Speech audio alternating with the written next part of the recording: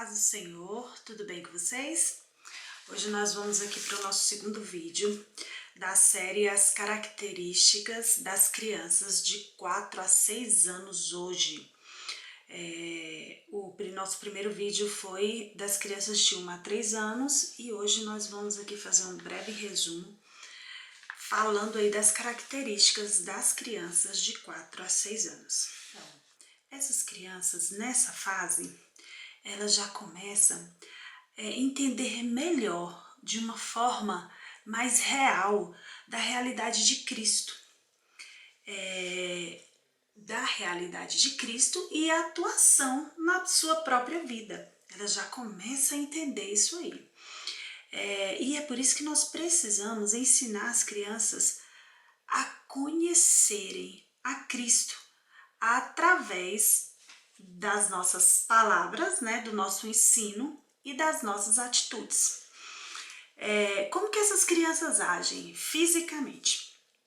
Elas estão crescendo muito rápido, os músculos estão desenvolvendo e elas já têm um controle maior, né, na coordenação. A coordenação motora já está aí um pouco melhor do que na fase anterior que a gente já estudou. Mesmo assim, nós precisamos tomar alguns cuidados com os recursos que nós vamos trabalhar durante a aula, porque os equipamentos precisam estarem adequados para essas crianças, as cadeiras, mesas, precisa ser baixa para que elas não fiquem com os pezinhos balançando.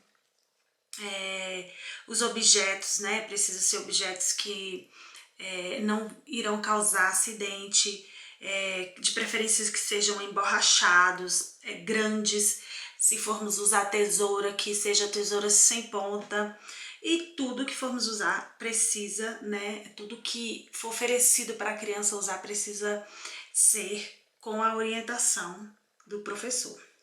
É uma fase bem ativa e diante disso ela se cansa bastante. Elas, né, correm o tempo inteiro, são bem inquietas e se cansam bastante mesmo por conta dessa atividade constante que o corpo delas tem. E assim, uma coisa interessante nessa faixa etária é que elas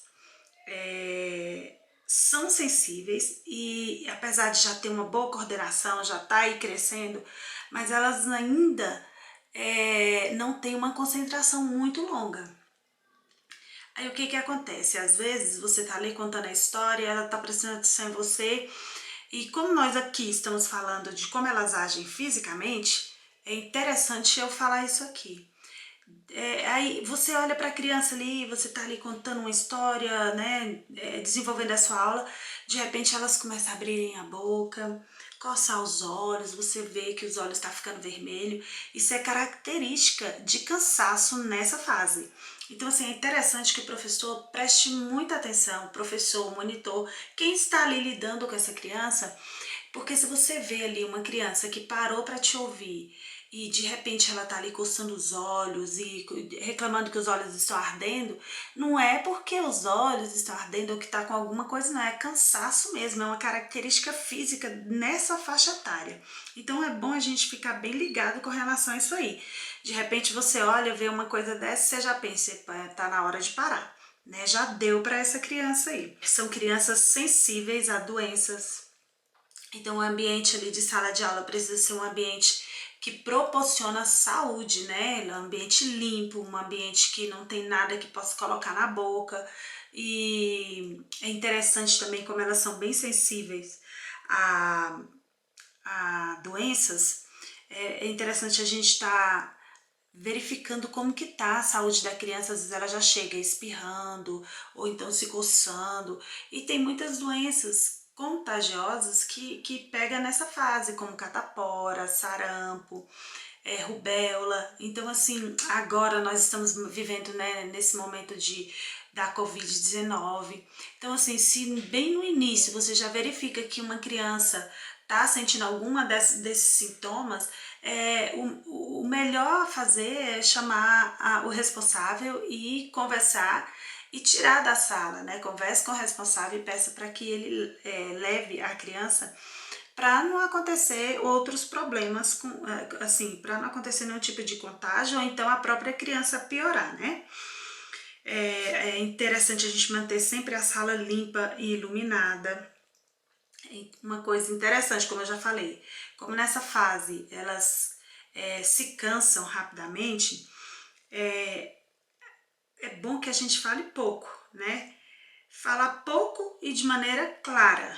Elas já estão com um entendimento um pouco melhor do que as crianças de 1 a 3 anos que nós já estudamos, porém, ainda é preciso que a gente ensine muito mais com concreto, né? Com pegar, com visuais. A nossa fala já pode aumentar um pouquinho, porém precisa ser bem clara, né? Bem clara para que a criança entenda.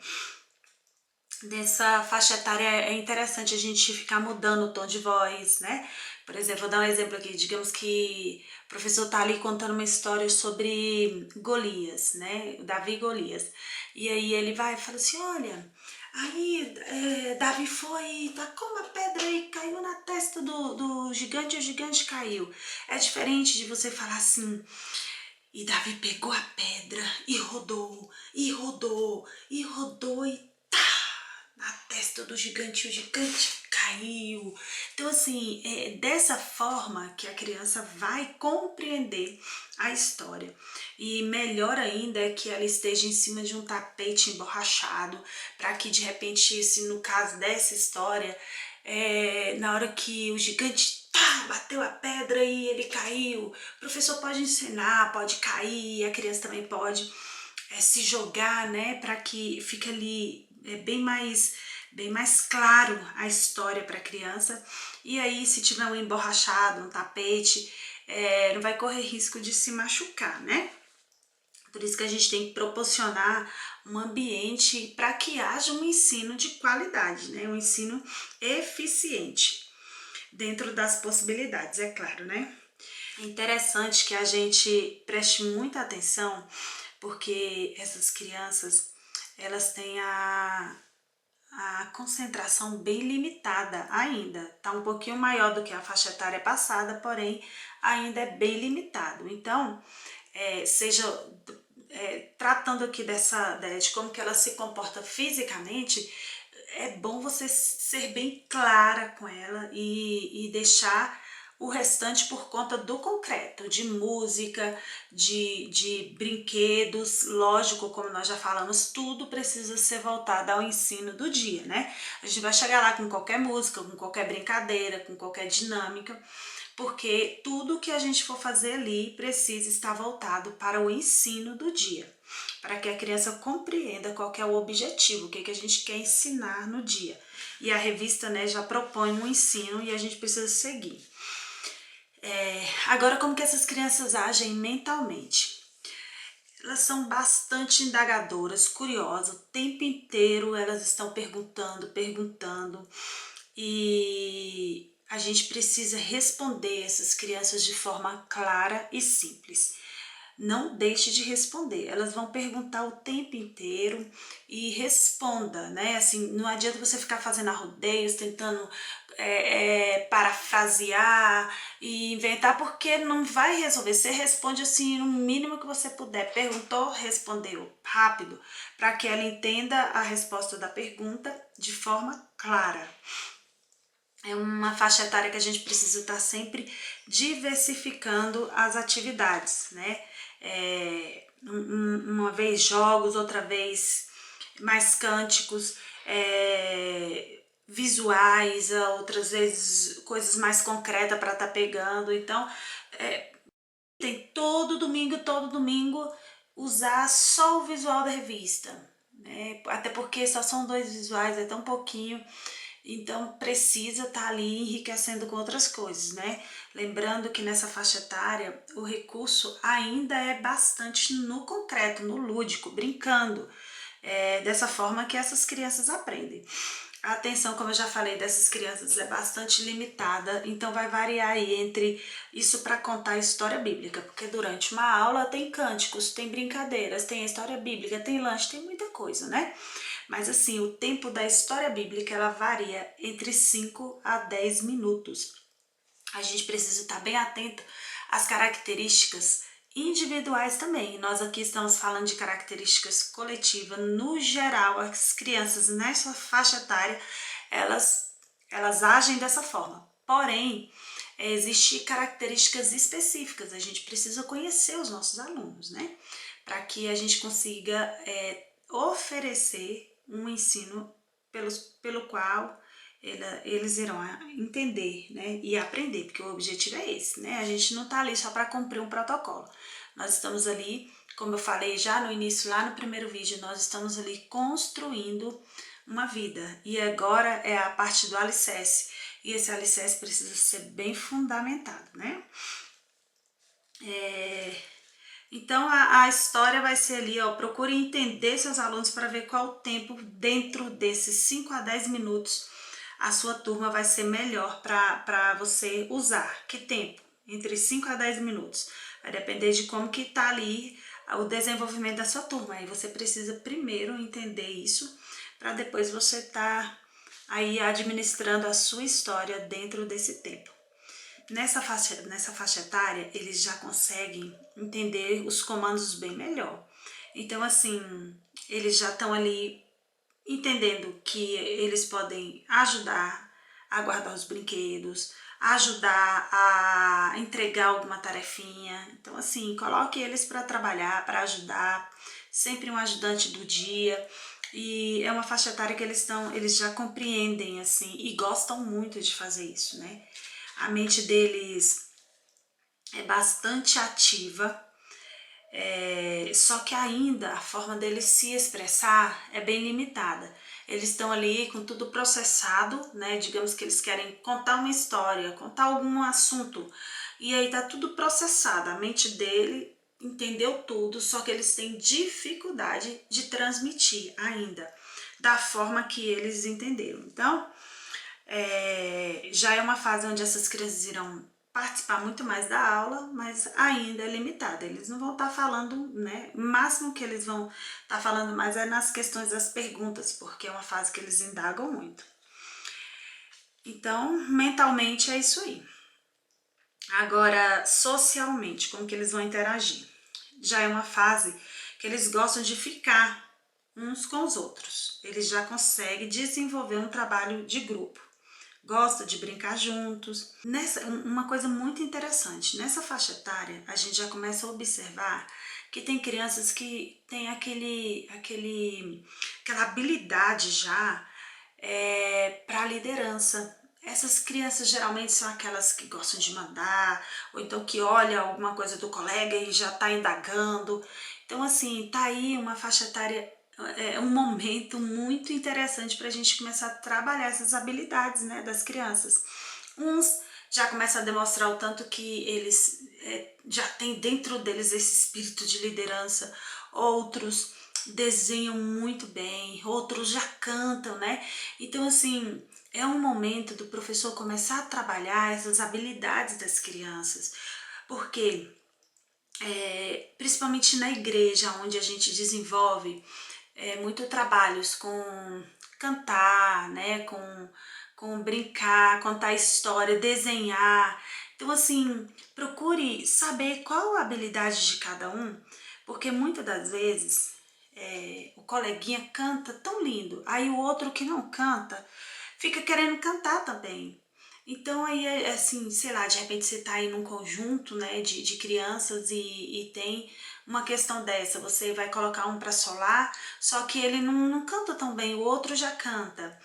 E aí às vezes a gente tem uma tendência de dizer assim, não, é criança, deixa todo mundo cantar, mesmo que não cante, deixa. No conjunto ali tudo bem, só que a gente precisa desenvolver, começar a fazer com que essas crianças entendam que cada um tem uma habilidade. Não é porque o coleguinha canta que eu também vou cantar, mas se eu não canto, eu sei fazer uma outra coisa que o coleguinha já não sabe. Então é muito importante a gente ensinar isso para as crianças já nessa faixa etária. Olha, se aquele ali está desenvolvendo uma habilidade na parte da liderança, eu vou incentivar. Olha, vamos lá, me ajuda aqui com essa turma. Hoje você vai falar o versículo aqui na frente. Hoje você vem aqui e fala e faz um resumo do que você aprendeu na aula. E aí o outro você já vê que ele já sabe cantar. Vem aqui, você lembra de uma canção que fala de tem alguma coisa a ver com a nossa história? Vem aqui na frente cantar. É onde você vai mostrando para as crianças, incentivando a habilidade de cada um e mostrando que não é porque um faz que o outro também faz. E aí, as crianças que não são trabalhadas nesse sentido, vai crescendo, aí chega lá na adolescência, vira uma briguinha, uma guerra, principalmente nessa questão de cantar ou de tocar, porque todos querem cantar e não são todos que sabem, e aí as pessoas, né, acham que tá ajudando, colocando para cantar. Não, não tem problema não, aqui não tem nenhum profissional não, pode cantar. Só que elas mesmas se sentem menosprezadas quando elas não sabem fazer conforme o outro sabe. Por isso que é nessa faixa etária que a gente tem que desenvolver essa maturidade no ser humano, que cada um sabe fazer uma coisa, não é porque o fulano faz que eu também vou fazer. E se eu não sei fazer o que ele faz, eu não devo ficar triste, porque eu tenho que ser encorajada dentro daquilo que eu faço. E essa faixa etária é uma faixa etária excelente para ensinar isso para as crianças. Eu gosto muito de usar, quando eu vou falar de habilidades e de dons também, eu gosto de usar os tipos de luvas. Que, por exemplo, tem a luva que é de pano, tem a luva que é de tampar o frio, tem a luva que é de plástico e tem a luva da gente usar para fazer limpeza, tem a luva da gente usar para pegar panela. Então todas são luvas, porém, se eu pegar a luva de plástico que eu uso para lavar as louças, se eu pegar essa luva e tentar tirar uma panela quente do fogão, o que vai acontecer? Essa luva vai queimar, vai derreter. Não vai dar certo. E ela é luva, mas ela não serve para pegar panela quente, ela serve para lavar louça. Então, assim, são as formas que a gente vai ensinando as crianças a crescerem sem esses tipos de disputas, sem esses tipos de problema. Quis dar uma paradinha aqui só porque eu acho muito interessante isso aqui, para vocês trabalharem, né, com as crianças.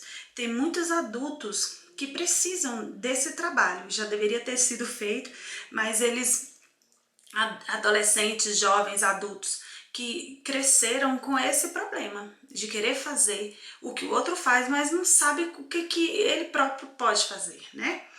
As pessoas vão crescendo sem identidade e tá aqui uma fase boa da gente ir ajudando essas crianças a criarem as suas próprias identidades, né? É isso aí. Então, vamos fazer de tudo para que as nossas crianças sejam adultos maduros.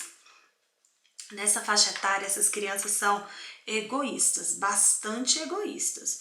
Elas querem atenção só para elas. Tá aí um momento que a gente também precisa ensiná-las, que ali todas são especiais e que vai ter um momento de cada um, mas elas querem chamar atenção só para elas. A gente precisa ensinar essas crianças a serem cordiais e amáveis, né, uns com os outros. Uma coisa interessante nessa faixa etária. Quem aí tá me ouvindo e já trabalhou ou tem filho nessa idade, vocês vão saber, vocês vão concordar comigo. Elas amam que a gente aprove o comportamento delas. Por exemplo, fez um desenho, aí você fala, nossa, que lindo, parabéns. Elogiar, elas amam isso encoraja, isso coloca elas pra frente. Só que aí nós temos um probleminha. Sei lá, digamos que você pediu para que elas fizessem um desenho ilustrando a história do dia. O que acontece? Vai ter sempre uma criança que tem uma habilidade para desenhar. E você já sabe o que é porque você precisa conhecer as crianças individualmente. Então você já sabe que aquela criança tem uma habilidade e ela sabe fazer um desenho maravilhoso. Vai ter outra que desenha também, porque todas as crianças amam desenhar, só que ela não tem tanta habilidade assim para desenhar. Então você vai saber, quando elas mostrarem o desenho, você vai saber Que o desenho daquela que você já conhece, que não tem tanta habilidade para desenhar, você vai saber que é o limite dela. Então, elogiar, mesmo que o desenho dela não esteja lá tão bom, mas você sabe que é o que ela pode dar. Dentro de desenho é aquilo. Aí sim você fala, nossa, muito bem. Explica para mim o que você quis dizer e ela vai falar e você vai entender e vai parabenizar. Em contrapartida, a outra que você sabe que sabe fazer um desenho maravilhoso, tava com meia preguicinha e fez lá mais ou menos.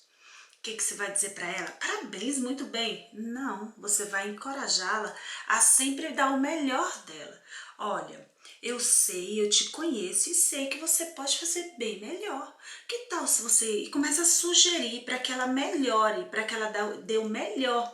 Claro que esse tipo de tratamento ele precisa ser individual. Você não vai expor a criança para todas as outras. Você vai chamar num cantinho e vai explicar isso. Ela não vai ouvir o que você falou para outra. Ela vai ouvir só o que você falou para ela. E aí você está encorajando essa criança a dar sempre o melhor. É por isso que tem uma grande necessidade do professor conhecer os alunos. No geral, as características geral e no indivíduo, né? Você precisa conhecer cada aluno. Claro que não vai ser na primeira aula você está conhecendo todos, mas com o passar do tempo você vai entendendo cada questão. Por quê? Porque você conhece individualmente seu aluno. Você vai saber quando ele fez mal feito porque estava com preguiça ou quando ele fez porque ele deu o melhor dele, o limite dele era aquele. Então, vamos saber falar, porque o que a gente fala é verdade absoluta para as crianças. Então, assim, não mente para elas, seja sincera. Essas questões que a gente vai estar orientando, admoestando, disciplinando, elas precisam serem feitas no individual, chamar no cantinho e conversar. E não ficar falando para todos ouvirem, né? É isso. Como que elas agem emocionalmente? Essas crianças, elas não gostam que grita com elas. Não gostam. Aliás, acho que ser humano nenhum gosta, né, que grite com eles. Mas assim, nessa faixa etária, é uma faixa etária que eles têm pavor que grite. Então assim, se você precisar disciplinar uma criança, discipline num tom de voz baixo. Até porque você não ganha moral gritando, você ganha moral sendo verdadeiro. Se você falar que vai fazer, faça, porque aí você ganha moral com a criança. Então, assim, não é no gritar que você vai conseguir fazer com que a criança ou fique quieta ou então te obedeça. É no agir, é no comportar. É a segurança que você passa para essa criança. E quando eu digo isso, é uma autoridade de verdade, não é uma autoridade de gritaria, né? Às vezes tem professor que sai rouco da sala de aula, de tanto que ele grita, e quanto mais ele grita, mais as crianças fazem bagunça. Então, proporcione um ambiente tranquilo, um ambiente calmo, que mesmo que você precise chamar a atenção por algum motivo, porque a gente sempre precisa chamar a atenção, você não precisa gritar, você fala só com um tom de voz firme e sem grito, porque senão não vai rolar com elas. Essas crianças elas já são capazes de controlar o choro. Talvez por algum motivo ali, começa a chorar e aí elas abrem um berreiro chorando. E aí você chega com carinho, encosta ali perto, proporciona uma segurança. Rapidinho elas estão... Quando eu falo controlar o choro, não é você chegar e falar assim, para de chorar, para. Não, não é isso não. É você chegar, por isso que não tem como trabalhar essas crianças sem o toque, sem estar perto delas, sem poder encostar. Agora, a gente com esse problema aí da Covid-19 que tem que manter o protocolo e tem que ter distanciamento, nessa faixa etária ainda não é possível, né, cumprir esse protocolo do distanciamento. Porque vira e mexe a gente precisa estar ali tratando de algum assunto com a criança onde a gente tem que chegar perto, proporcionar amor, carinho no colo. E aí a gente vai conseguir fazer com que ela pare de chorar porque ela esqueceu do choro, passou. Não é porque ela vai engolir o choro porque você vai mandar, não. É porque o que você propôs para ela de carinho, de abraço, de segurança, faz com que ela esqueça do que causou o choro nela. É assim que a gente trabalha com essas crianças. Você precisa conhecer a criança. Assim, eu estou focando muito nessa questão de conhecer individualmente, para que você não cobre dela aquilo que ela não é capaz de fazer.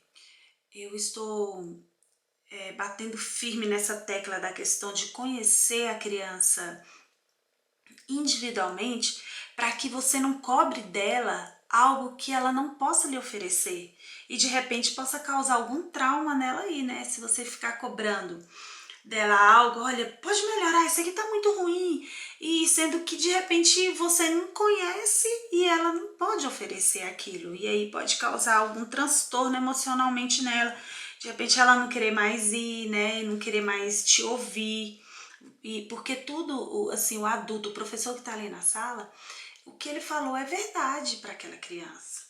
Não é igual você tá ali brincando com um adulto e de repente você fala, ó, é brincadeirinha, viu? Com criança isso não funciona. Você falou, ela pegou e pronto. É verdade, aquilo é verdade. Quantas mães sabem que às vezes a criança fala, a tia falou isso. Aí a mãe, não, mas não é assim, meu filho, mas a tia falou. Então, porque se a tia falou, é porque é. Então, cuidado, tia, no que você vai falar. Seja o mais verdadeiro possível. Uma outra característica dessas crianças é que elas são bem teimosas mesmo. Bate o pé quando elas não querem alguma coisa, às vezes elas estão brincando e aí acabou o momento da brincadeira, agora vamos guardar, e elas batem o pé e falam que não vai fazer, que não quer porque quer continuar brincando. Então ali a gente tem que ter com muito cuidado, com muito amor e carinho, fazer com que elas entendam que tem um momento para cada coisa, né? Agora nós vamos conhecer como que essas crianças vão agir espiritualmente, como que elas vão conseguir desenvolver espiritualmente. Essas crianças elas já pensam, conseguem pensar em Deus de forma pessoal, né? Como? Através da oração, das histórias que a gente conta. Então, assim, elas já conseguem associar a experiência do personagem da história com a experiência dela, que ela pode também fazer, o que ele fez, né? Se ele conseguiu algo através da oração, aquilo que ela precisa, também ela pode clamar ao Senhor e o Senhor pode dar para ela. Então, assim, é esse tipo de experiência que eles estão começando a desenvolver, experiência pessoal com Deus. Por isso que é importante o professor focar muito nisso. Olha, criança, se você estiver contando a história de Ana, que orou para Deus dar o filho e Deus deu. Você pode dizer, criança, você também pode orar e o Senhor pode responder a sua oração. Sempre, sempre, sempre você vai levar um ensino pessoal para essas crianças dentro da sua lição, para que elas desenvolvam essa característica de relacionamento pessoal com Deus. Elas já conseguem nessa faixa etária. Você precisa muito nessa faixa etária dizer que pecado, falar o que é pecado para a criança e dizer que o pecado nos afasta de Deus, nos distancia de Deus. Então, assim, dentro do que você está dando na sua história, vê ali algum momento que você possa encaixar que pecar é errado, que nós não devemos pecar, né? E aí é onde a gente pode ir entrando com o plano da salvação, né? E aí você entra dizendo que o pecado é errado, que elas não devem pecar, mas se pecar, acontecer algum problema e elas errarem, elas precisam se arrepender, pedir perdão, porque Jesus ele veio nesse mundo e ele sacrificou a sua própria vida e derramou o sangue na cruz do Calvário para perdoar os pecados. Então, assim, de forma clara, rápida, você precisa falar do plano de salvação, encaixar o plano de salvação em todas as histórias que você for contar, porque nessa faixa etária a criança já começa a entender. E aí você vai dizer que Jesus derramou sangue, você vai dizer que todas as vezes que ela errar, ela pode se arrepender e pedir perdão, porque o sangue de Jesus Cristo nos purifica de todo pecado. e aí você vai dizer que Jesus morreu, mas ele ressuscitou ao terceiro dia e ele está pronto para ajudá-la, só ela chamar por ele. Então, assim, o plano de salvação precisa ser encaixado na sua história e a mensagem da salvação precisa ser passada para essas crianças, para elas começarem a desenvolver esse relacionamento pessoal com Deus, né? E aí também é um momento que você pode fazer apelo, que elas já vão entender, explica sobre aceitar Jesus, o porquê de aceitar Jesus. A gente precisa confessar que Jesus é o nosso Salvador. Então tudo isso não é você chegar assim com palavras soltas e falar para ela, é encaixar dentro da sua história e dizer para a criança o tanto que é importante que ela aceite Jesus, né? Que se ela crer que Jesus é o Salvador da vida dela, ela será salva. E elas precisam entender isso. E como precisam. E assim, tudo isso de uma forma concreta, no pegar, né? Sei lá, quando você estiver encaixando o plano de salvação na sua lição, faz um monte de bolinhas, cada um de uma cor, e aí você pode ir falando do plano de salvação e do livro Sem Palavras, com as cores, né? Entrega para cada uma delas, olha, esse aqui tá falando do céu, o céu é um lugar onde Deus foi preparar um lugar para nós, e é um lugar onde não vai ter tristeza. Aí no verde você já pede para a criança que está com verde levantar. Então, assim, tudo que eles... E tem muitos outros métodos, né, para trabalhar o plano de salvação. Nessa faixa etária ainda, você precisa usar muito o que elas pegam, que concreto, né, brincando, lúdico, seja mais clara possível, mais breve possível com palavras, e use muito o lúdico, brincar, o pegar, o concreto. Uma coisa interessante que eu já falei, mas eu gosto de ficar repetindo, é com relação às músicas, às brincadeiras, tudo precisa ser voltado para o assunto do dia. O assunto do dia ali, você vai escolher suas músicas, as brincadeiras, os recursos que você vai estar trabalhando com essas crianças. Na hora da oração, explique o que é oração, mesmo que você faça isso todos os domingos, mas repita, repita, repita, para que ela entenda que quando ela conversa com Deus, ela está orando e o Senhor atende as orações, responde. É muito interessante que quando você for orar, cante uma canção sobre a oração, fale sobre a oração, como orar, por que orar, quando orar, e canta uma canção sobre a oração e aí sim você ora, né? As atividades que você vai propor ali, se precisar de lápis de cor, giz de cera, tinta, cola, elas já são as crianças que já estão começando a independência, elas já têm uma coordenação motora um pouco melhor, já dá para usar tesoura sem ponta, já dá para usar a cola individual, né? Lápis de cor, giz de cera, tinta, só que elas ainda são pequenas, elas não podem fazer isso, deixar elas num cantinho fazendo isso sozinhas, elas precisam ter alguém, um adulto ali, orientando. E quando eu digo orientando, não é fazendo para elas, é orientando, é ajudando. Caso você veja perigo, você ir lá e ajudar e orientar, né? Porque aí elas já têm uma coordenação motora um pouco mais desenvolvida e já consegue sim cortar, já consegue colocar uma cola, elas já conseguem entender que o lápis fura, que elas não podem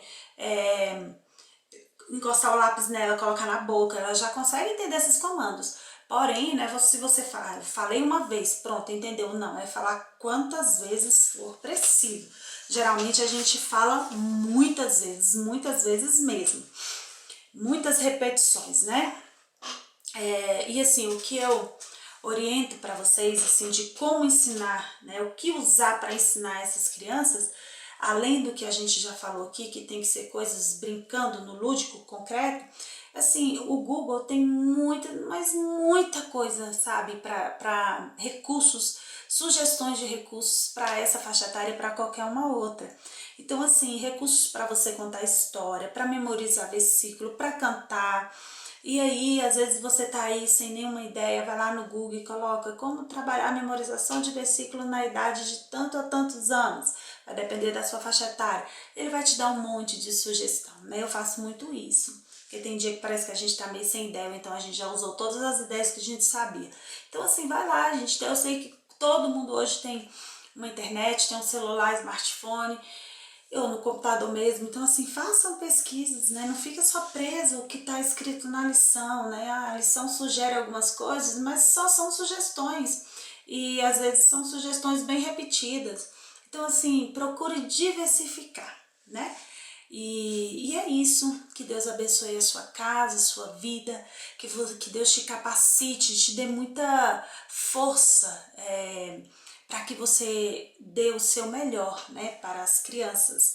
Eu queria muito assim que vocês lembrassem que trabalhar com criança não é tipo assim, olha, é para criança, pode ir, qualquer um lá vai e pode dar uma aula, pode fazer lá umas gracinhas, é porque é para criança. Não, é muita responsabilidade. É muita responsabilidade e assim a gente vai capacitando cada dia mais e o Senhor vai nos capacitando e a gente, às vezes uma coisa não deu certo nesse domingo, no próximo a gente já vai rever aquilo que não deu certo. Faça uma autoavaliação para saber, assim, dentro da característica da faixa etária que você trabalha, você está seguindo os protocolos certinhos daquela característica? Os problemas que você está tendo lá com algumas crianças, será que é culpa das crianças ou é você que não está conseguindo, usando os recursos, os métodos corretos, né? Porque às vezes a gente acha que é rebeldia da criança, porque ela não está entendendo mesmo, ela não está agradando, não está conseguindo chamar a atenção dela.